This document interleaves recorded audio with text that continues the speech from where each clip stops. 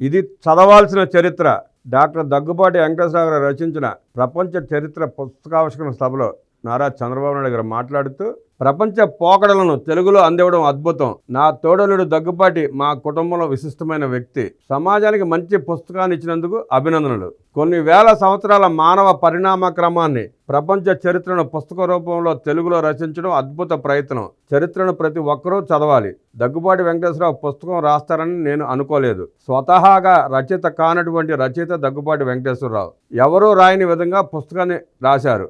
ప్రతి ఇల్లు, ప్రతి లైబ్రరీలో ప్రపంచ చరిత్ర పుస్తకం ఉండాలి అని ముఖ్యమంత్రి చంద్రబాబు నాయుడు తెలిపారు. మాజీ మంత్రి, మాజీ ఎంపీ దగ్గుబాటి వెంకటేశ్వరరావు రచించిన ప్రపంచ చరిత్ర పుస్తకావిష్కరణ కార్యక్రమం విశాఖపట్నంలోని గీతం యూనివర్సిటీలో నిర్వహించారు. ఈ కార్యక్రమానికి సీఎం చంద్రబాబు ముఖ్య అతిథిగా హాజరయ్యారు. మాజీ మంత్రి దగ్గుబాటి వెంకటేశ్వరరావు రాసిన పుస్తకాన్ని సమయం కుదుర్చుకుని పూర్తిగా చదువుతానని ప్రకటించిన సీఎం చంద్రబాబు, ప్రపంచ చరిత్ర నుంచి తెలుసుకోవాల్సిన విషయాలు ఎన్నో ఉన్నాయన్నారు. కార్యక్రమంలో చంద్రబాబు మాట్లాడుతూ, నాటి ఆచారాలు, ఆహారపు అలవాట్లు, వ్యవసాయం వంటి అంశాలను పుస్తకంలో పొందుపరిచారు. లోతుకు వెళ్ళి సాధించాలనే తపన ఉంటేనే పుస్తకం రాయడం సాధ్యమవుతుంది. యుద్ధాలు, సామ్రాజ్యాల ఆవిర్భావం, మత పెద్దల పెత్తనాలు, ఖండాల విభజన, బానిస వ్యవస్థ అభివృద్ధి, ఇలా ఏ విషయాన్ని వదిలిపెట్టకుండా పుస్తకంలో వెంకటేశ్వరరావు ప్రస్తావించారు. భాష, కళలు, వాస్తు, శిల్పం, భూ సంస్కరణలు, సామాజిక న్యాయం, భూస్వామ్య వ్యవస్థ, రాజులతో పాటు ఏపీలో ప్రజాపాలన గురించి వివరించారు. అచ్చు యంత్రం, సాంకేతిక విప్లవం, భవిష్యత్తులో ఏం జరుగుతుందో కూడా ముందుగానే ఊహించి తెలిపారు. ఇలాంటి మంచి పుస్తకం రాసిన వెంకటేశ్వరరావును అభినందిస్తున్నాను. పుస్తకావిష్కరణ కార్యక్రమం ఆత్మీయ సమ్మేళనంగా ఉంది. మా కుటుంబం నుంచి మంచి రచయిత అధ్యయనం చేసి పుస్తకాన్ని సమాజానికి అందించారని ముఖ్యమంత్రి చంద్రబాబు అన్నారు. దగ్గుబాటి వెంకటేశ్వరరావు నాకు తోడలుడు. మా కుటుంబంలో ఒక విశిష్టమైన వ్యక్తి. ప్రతి అంశాన్ని లోతుగా ఆలోచిస్తారు. మేమిద్దరం ఒకే స్ఫూర్తినిచ్చే ఎన్టీఆర్ దగ్గర ఓనమాల నేర్చుకున్నాం. ఎన్టీఆర్ మాకు అప్పగించిన బాధ్యతలు నిర్వర్తించేవారం.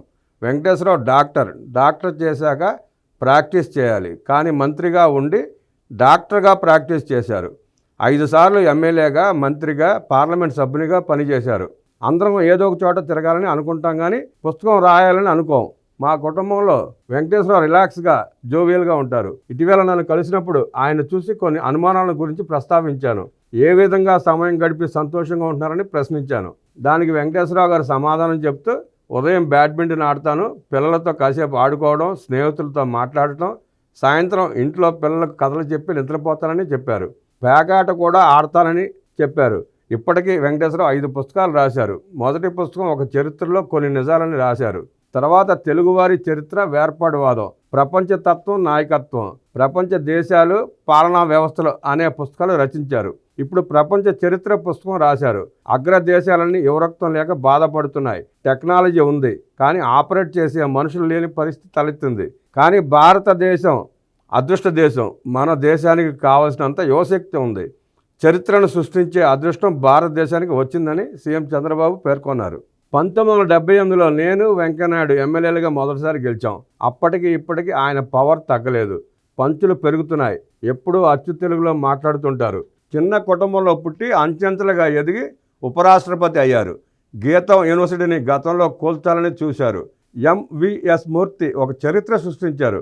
గీతం యూనివర్సిటీని ఎందుకు నెలకొల్పాల్సి వచ్చిందని ఒకసారి అడిగాను. మా రెండో అబ్బాయికి కాలేజీలో సీట్ ఇవ్వలేదు, అందుకే మంచి వ్యవస్థను పెడతానని ఛాలెంజ్ చేసి గీతం యూనివర్సిటీని పెట్టానని ఆయన నాకు చెప్పారు అని సీఎం చంద్రబాబు గుర్తు చేసుకున్నారు. ఆర్థిక సంస్కరణలు 1991లో వచ్చాయి. మాజీ ప్రధాని పివి నరసింహరావు ఆర్థిక సంస్కరణలు తీసుకొచ్చారు. గతంలో అమెరికా బెస్ట్ అనేవారు, ఇప్పుడు ఇండియన్స్ బెస్ట్ అంటున్నారు. అందులో తెలుగువారు అగ్రభాగాన ఉన్నారు. అశ్రద్ధ లేకుండా కష్టపడితే వికసిత్ భారత్, స్వర్ణాంధ్ర విజన్ సాకారం అవుతుంది. నాలోని ఆత్మస్థైర్యాన్ని పోగొట్టుకోవడానికి నేను సిద్ధంగా లేను. నాలో ఓవర్ కాన్ఫిడెన్స్ ఉందని వెంకయ్యనాయుడు అన్నారు. ఓవర్ కాన్ఫిడెన్స్ మాత్రమే కాదు, బలమైన నమ్మకం ఉంది. దేశాన్ని మోదీ అతిపెద్ద ఆర్థిక వ్యవస్థగా మార్చాలనుకున్నప్పుడు నా తెలుగు జాతి అగ్రభాగాన ఉండాలన్నది నా ఆశయం అని సీఎం ఉద్ఘాటించారు. మగవారి కంటే మహిళలు బాగా పనిచేస్తారు. నిర్మలా సీతారామన్ ఒక సాధారణ కుటుంబంలో జన్మించారు. బీజేపీలో ఒక్కో మెట్టు ఎక్కుతూ ఎదిగారు. 2014లో మొదటిసారి రాజ్యసభకు ఎంపీగా ఏపీ నుంచి ఎంపికైన కేంద్ర మంత్రిగా బాధ్యతలు చేపట్టారు. నరేంద్ర మోదీ ఆశయాల కోసం నిరంతరం పనిచేస్తున్నారు. ప్రజలు మెచ్చుకునే ఆర్థిక మంత్రిగా కార్యక్రమాలు చేపట్టారు. వరుసగా 8వ సారి కేంద్ర బడ్జెట్ను ప్రవేశపెట్టారు. 2014 నాటికి 10వ స్థానంలో ఉన్న దేశ ఆర్థిక వ్యవస్థను 5వ స్థానానికి తీసుకొచ్చారు. భవిష్యత్తులో 3వ స్థానానికి వస్తుంది. దీనికి మనమంతా అభినందించుకోవాల్సి ఉంది. వెంటిలేటర్పై ఉన్న రాష్ట్రానికి కేంద్రం ఇచ్చిన మందులతో వెంటిలేటర్పై నుంచి బయటపడగలిగాం. పూర్తిగా కోలుకోవాలంటే ఇంకా కొంత చికిత్స అవసరం. రాష్ట్రాభివృద్ధికి ప్రధానమంత్రి నరేంద్ర మోదీ, ఆర్థిక మంత్రి నిర్మలా సీతారామన్ సహకరిస్తున్నారని ఈ సందర్భంగా సీఎం